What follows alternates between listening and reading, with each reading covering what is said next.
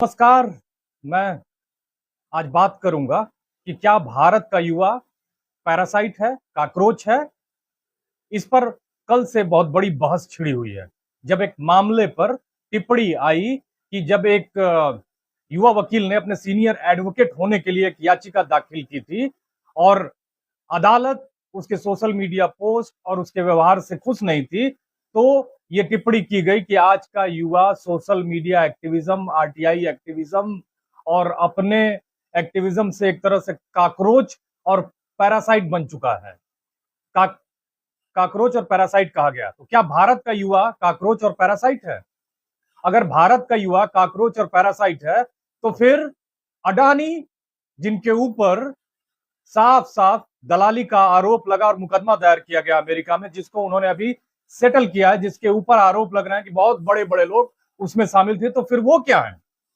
जो लोग जिनको भारत के बड़े बड़े कॉन्ट्रैक्ट्स मिलते हैं, बड़े बड़े मामले मिल रहे हैं, वो क्या है?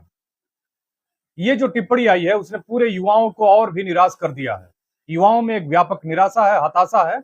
उनको लग रहा है कि क्या वो जो सोशल मीडिया एक्टिविज्म करते हैं वो यूनाइट नहीं हो पा रहे हैं, बाहर सड़कों पर नहीं आ पा रहे हैं, तो सोशल मीडिया पर ही लिखते हैं।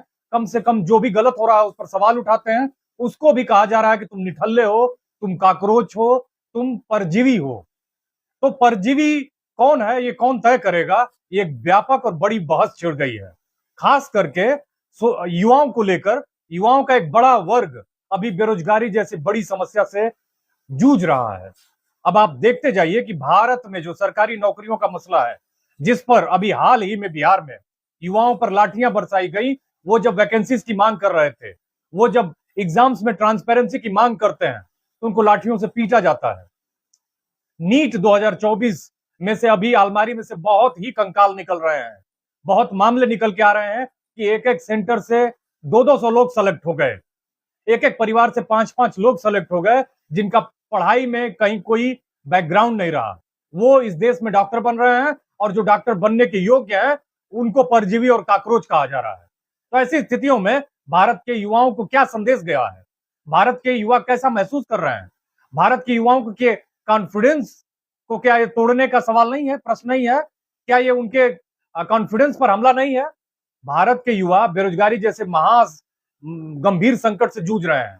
आपने देखा होगा कि ये दौर एक भयावह दौर है। इस दौर में मीडिया को परजीवी कहा जाना चाहिए। जो इस देश का प्रिंट मीडिया है, जो इस देश का इलेक्ट्रॉनिक मीडिया है, उसको सही मायनों में परजीवी और काकरोच कहा जाना चाहिए। लेकिन जो सवाल उठा रहा है उसे ही परजीवी और काकरोच कहा जा रहा है। रोज मीडिया झूठी खबरें चलाता है। इंदिरा गांधी के जमाने के हिंदू अखबार की कटिंग को वायरल कर रहा था 2 दिन पहले। वो हिंदू अखबार ने अपने एक्स हैंडल पे साफ साफ लिखा कि ये एक छेड़छाड़ किया हुआ पन्ना है, ये हमारी खबर कभी थी ही नहीं। इसको सोशल मीडिया पर वायरल किया जा रहा है और चलाया जा रहा है। अपने आप में सरकार को इसकी जांच करके और इसको रोकना चाहिए कि इस तरह के कौन लोग हैं जो इस तरह की झूठी खबरें चला रहे हैं। तो मीडिया वास्तव में काकरोच है। वो लोग काकरोच हैं जो देश के खिलाफ काम कर रहे हैं। वो लोग जिन्होंने नीट का पेपर लीक किया है, वो लोग जिनको जिम्मेदारियां मिली हुई हैं और वो पेपर लीक में शामिल है। आज कल एक व्यक्ति गिरफ्तार हुआ है और पता चला कि कैसे एक गिरोह काम कर रहा था। लेकिन यहाँ सीधे साधे युवाओं को जो अपने अधिकार पर थोड़ी सी बहस छेड़ देते हैं, सोशल मीडिया पर लिख देते हैं, लोगों से बातें कर लेते हैं, उनको काकरोच और पैरासाइट कहा जा रहा है। बेरोजगारी भारत में देखिए कि सब कुछ प्राइवेट सेक्टर में जा चुका है। अगर बगल के पड़ोसी देश चीन को देखें हम, तो वहां पे औसत व्यक्ति की आय 80,000 रुपए है, भारत के रुपए में अगर हम तुलना करें तो, और भारत में 25,000 रुपए है। अभी मजदूरों ने नोएडा में आंदोलन किया, उनसे जुड़े हुए जो लोग उनको मार्गदर्शन दे रहे थे, उसमें से कई लोगों को, जो बहुत ही न्याय सीधे साधे विचारक लोग हैं, उनको जेल में डाल दिया गया है। कहा गया कि वामपंथी विचारक है।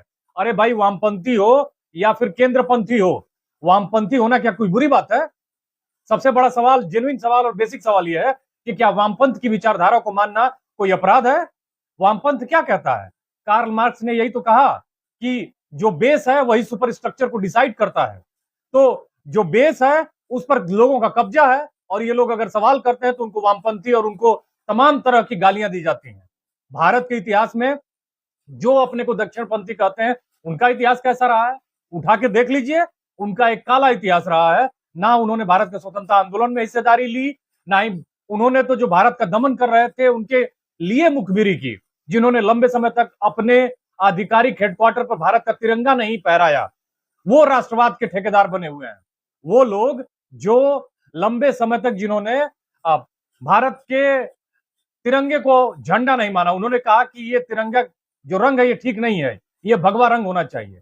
तो आपकी राय अलग हो सकती है, लेकिन किसी को ये अधिकार कैसे मिला है कि वो पूरे देश के युवाओं को, आरटीआई एक्टिविस्ट्स को ये कहे कि वो परजीवी है और काकरोच हैं। आरटीआई एक्टिविज्म में क्या बुराई है?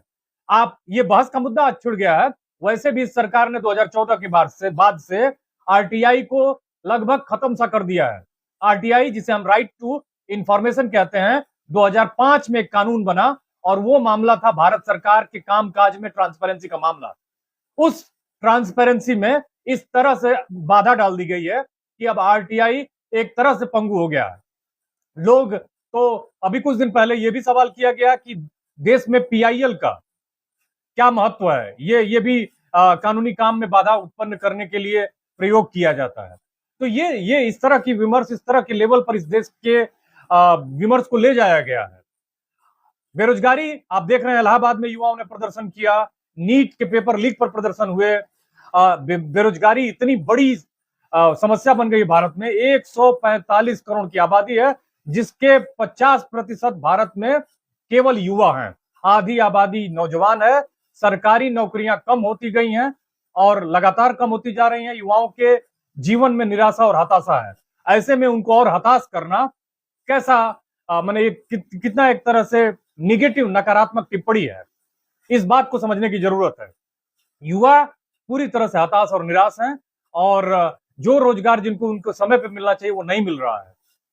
आपने देखा होगा कि भर्तियां आती हैं, पेपर लीक हो जाते हैं, फिर वो दोबारा प्रक्रिया शुरू होती है और इसमें लंबा समय चला जाता है। भारत के युवा 40-40 साल तक, करीब करीब आधी उम्र तक कंपटीशन की तैयारी करते हैं।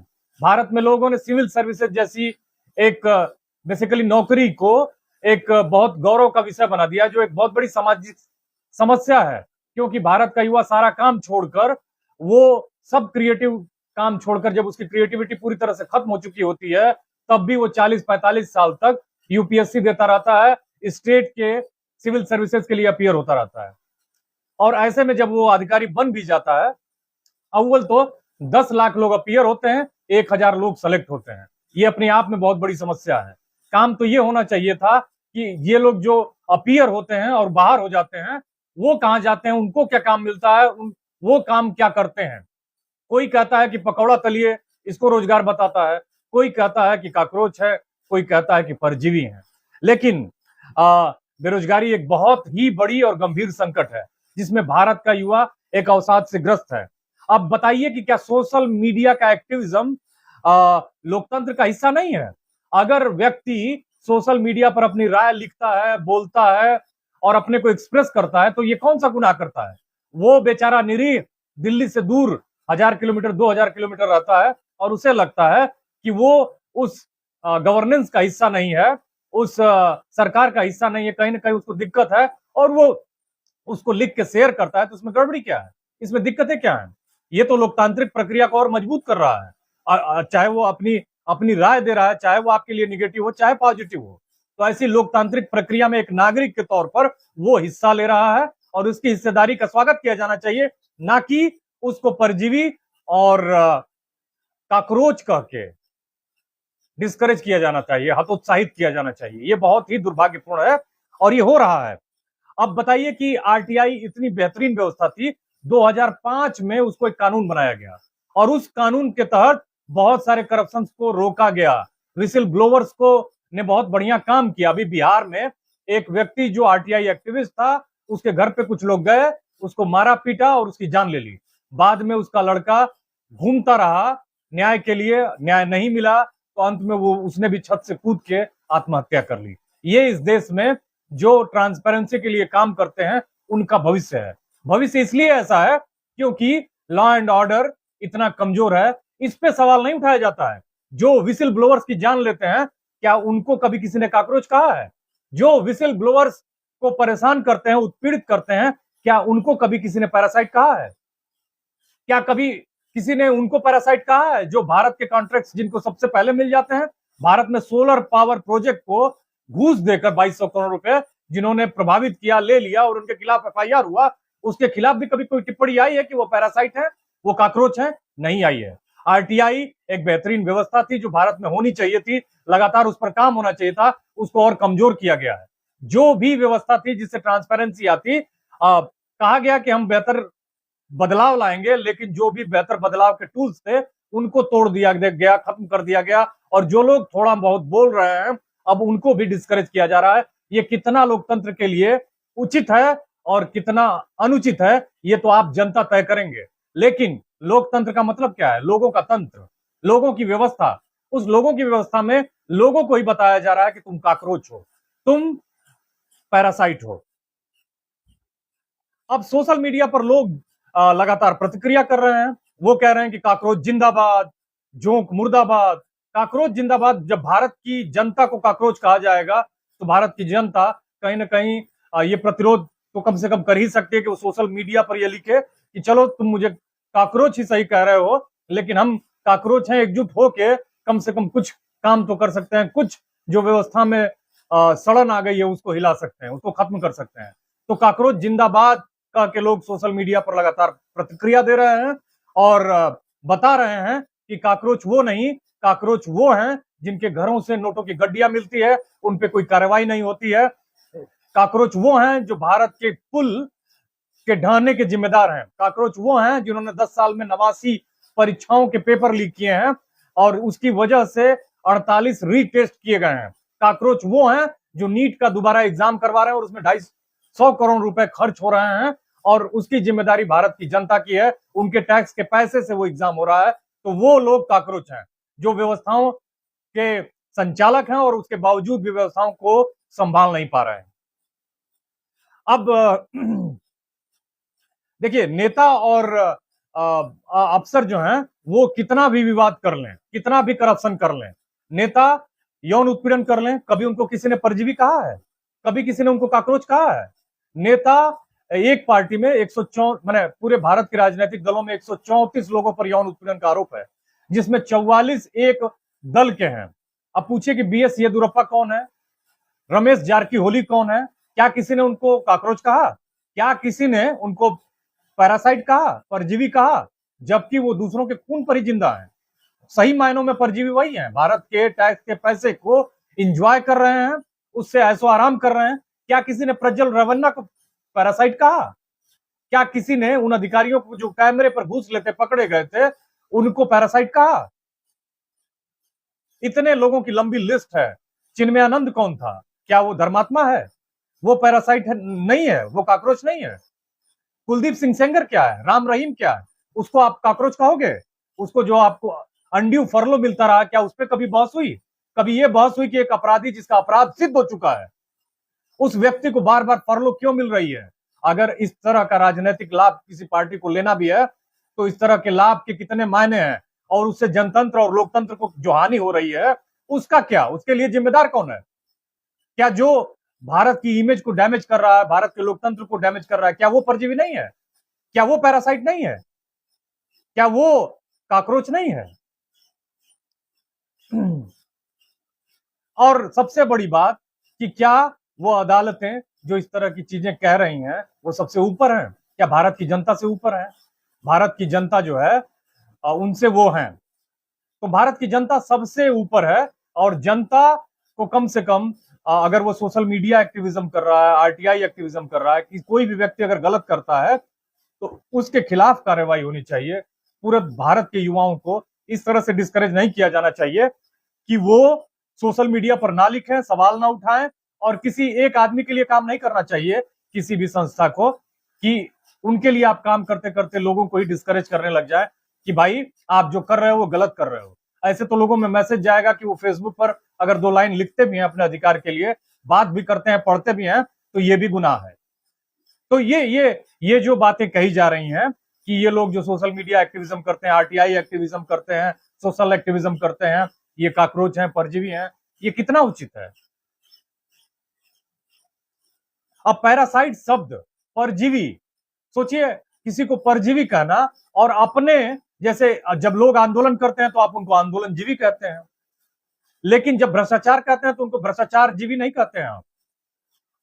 जो असली परजीवी हैं, जो भारत के लोगों के संसाधन पर लगातार धनी होते जा रहे हैं, वो परजीवी आप उनको नहीं कहते हैं। आपने सवाल पूछा कि एक व्यक्ति को इस देश में क्यों सारे कॉन्ट्रैक्ट्स मिलते हैं, क्यों वो सब कुछ बना रहा है, बंदरगाह बना रहा है, हवाई अड्डे बना रहा है, सारे कॉन्ट्रैक्ट्स मिलते हैं, सब कुछ बनाता है, सड़कें बनाता है। अभी गंगा एक्सप्रेसवे का उद्घाटन किया गया, उसमें 80% शेयर किसका है? आप जाके पता करिए।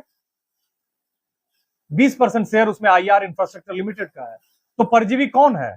कौन है जो कॉकरोच है? ये भारत की जनता को तय करना है। इस विवाद से सबसे बड़ा संदेश यही है कि भारत के लोगों को अगर वो लगातार सरकार से, मशीनरी से सवाल नहीं करेंगे तो उनको परजीवी ही नहीं कहा जाएगा, उनके अधिकारों को भी अंत में छीन लिया जाएगा। उनके हर तरह से उनको बता दिया जाएगा कि उनका कोई रोल नहीं है, वो लोकतंत्र में मात्र पहिए हैं और रथ किसी और के लिए है, और उस रथ के वो पहिए हैं, वो चलते रहेंगे और उस रथ का आनंद लेने के लिए कोई और है। तो क्या भारत की जनता इस लोकतंत्र के रथ का पहिया है? ये आपके लिए सवाल है, जनता के लिए सवाल है, उसको तय करना है कि वो क्या परजीवी है, क्या कॉकरोच है। क्योंकि अगर वो ऐसे ही इन बयानों पर मौन और चुप्पी साधे रहेगी तो आगे क्या उसके लोकतांत्रिक अधिकार बच पाएंगे? ये वो सवाल है जिस पर हम सभी लोगों को कलेक्टिव ढंग से सोचने की जरूरत है। धन्यवाद।